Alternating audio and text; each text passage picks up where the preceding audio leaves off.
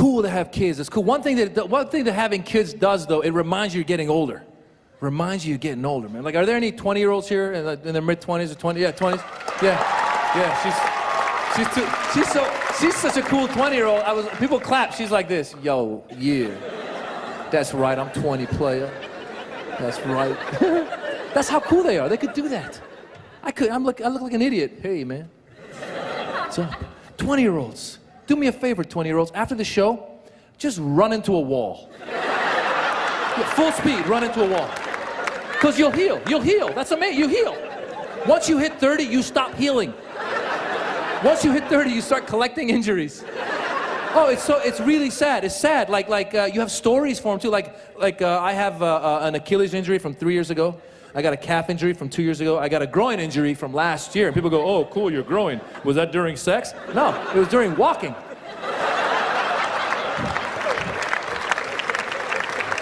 I was just crossing the street. I was like, ow! It's a dangerous sport. I must refrain from such activity.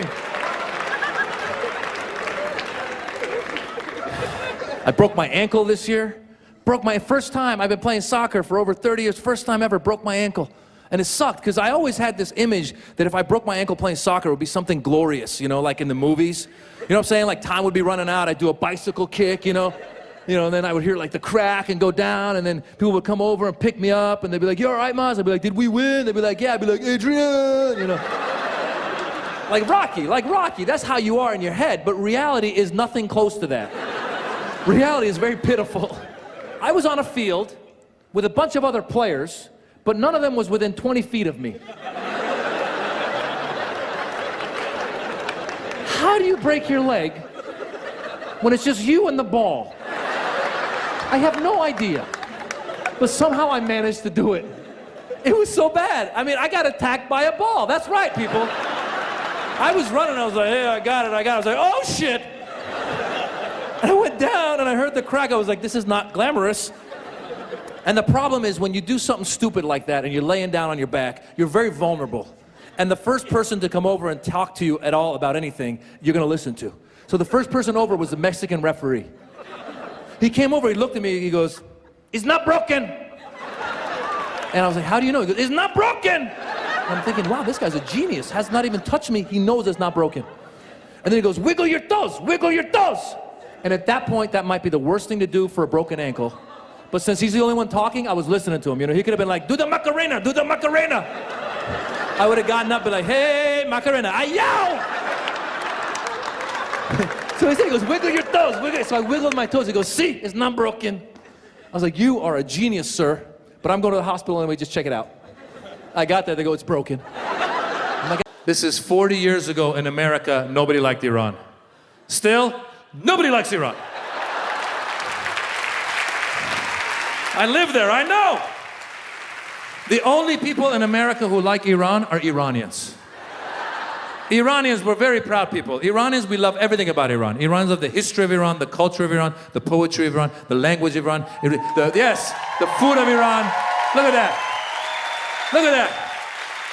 You all just woke up like it's a soccer match or something. Iranians love everything, the poetry, the history, the language, Iranians love everything about Iran, but they hate each other. If you ever run into an Iranian, they go, Iran is land of Persepolis and Cyrus the Great and the poetry of Rumi and Hafez and Khayyam and Ferdowsi and the food and the culture and the land, but never do business with an Iranian. Piece of shit, they rip you off! But the poetry is amazing. I actually think every culture has that guy, right? Egyptians, you have that guy. You have a lot of those guys. Indians, there's a billion of you. You must have a lot of those guys too. Right, the Indonesian, you have that guy? You don't have, you're all nice? You're what? You're all busy farming? Shit. So that's the key. If you farm, you don't talk shit about each other. Because you're so busy, you're like, you know, if I could stop picking this shit, I would talk shit about that guy. But I gotta pick stuff, I don't have time. Iran has had it bad in America. Iran has been in every travel ban the Trump administration has put out. Right? 1.0, 2.0, 3.0. First of all, they put out a new travel ban every 3 months, like it's an iPhone update. I can't wait till they come out with Travel Ban X, like the iPhone X. Maybe it'll come with facial recognition. You just ban yourself. You're like, oh shit, I'm not getting in. No, but you guys know Iran, Syria, a few of the other countries. Yes, there you are, Syria. Together. We're not going anywhere together. You too. What's your name, Syrian dude? What's your name? Atel? Atel. Have you been to America lately? No, and you won't be. Yeah. Atel, you know, travel ban 1.0, 2.0, they were all Muslim countries, so people started complaining. They said that the Trump administration is anti-Muslim.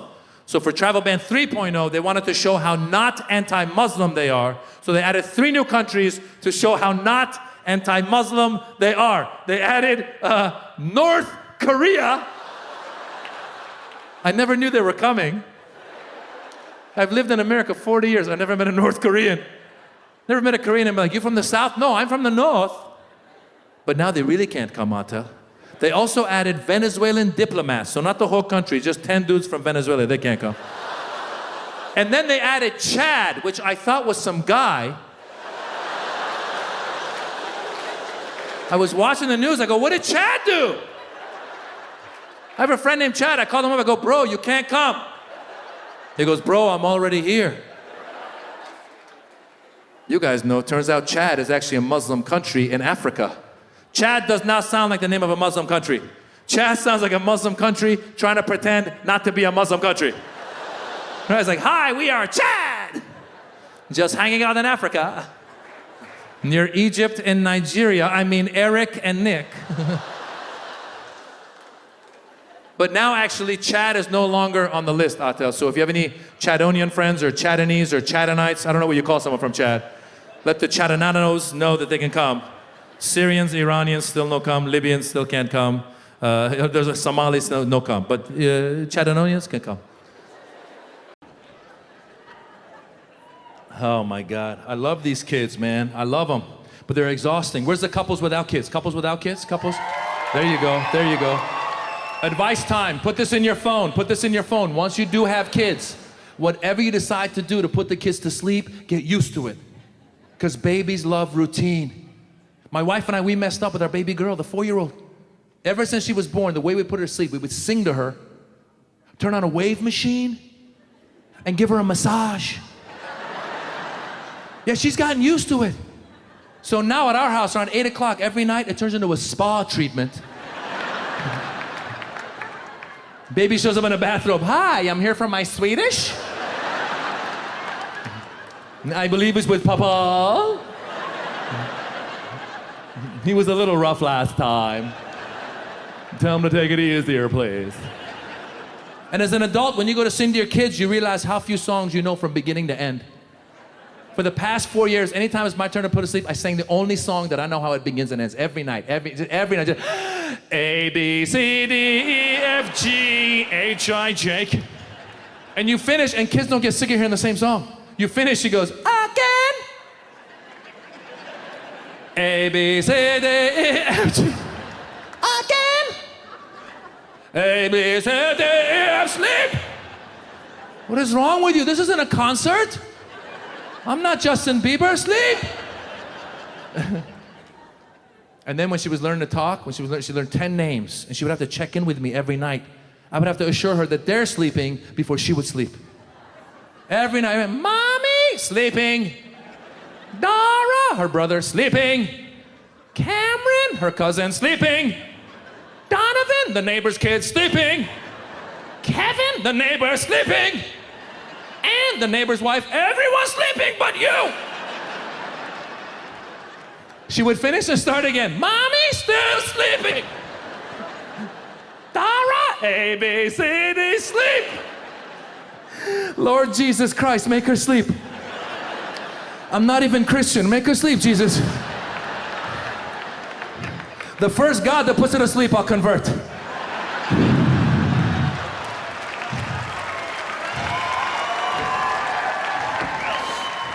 Let's go, Jesus. Come on, Moses. Where are you, Muhammad?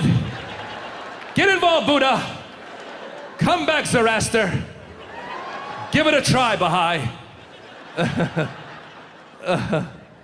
Oh my God.